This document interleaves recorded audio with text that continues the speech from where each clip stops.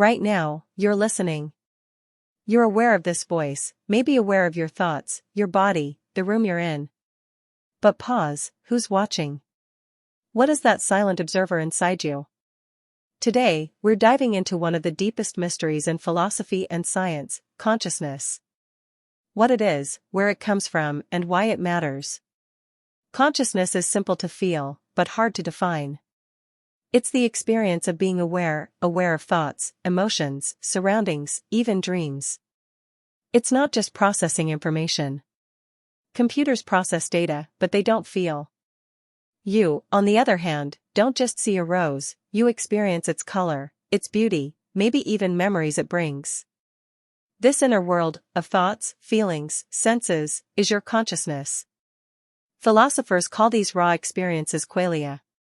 Science can tell us how the eye sees red, but it can't explain why it feels the way it does. That gap, between brain activity and inner experience, is what makes consciousness so mysterious. One of the most famous questions in philosophy is the hard problem of consciousness, a term by David Chalmers. It asks, why does physical matter give rise to conscious experience? Your brain is made of neurons, electrical signals firing in patterns. But why should that cause feelings? Thoughts? Awareness? Is your mind just the brain doing its thing, or is there something more? Dualists believe the mind and body are separate, maybe the soul exists beyond the brain. Materialists say it's all physical, and consciousness is an illusion. Some say it's both. Even in Islam, we're taught about the nafs, the self, the soul, the part of us that's aware, accountable, and eternal. Could consciousness be the bridge between our biology and our soul? There are many theories, none fully proven. Biological theories suggest that consciousness comes from complex patterns in the brain, like software in a machine. Panpsychism suggests that consciousness is a basic property of everything, just like mass or gravity.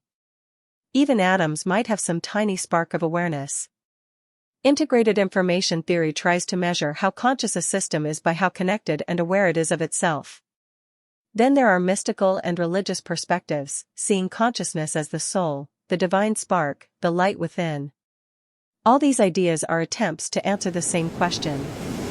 Who are we, really? So, what is consciousness? A miracle of the brain? A secret of the soul? A doorway to something bigger? We don't know yet, but one thing's clear. Consciousness is the most personal, yet most universal thing we share.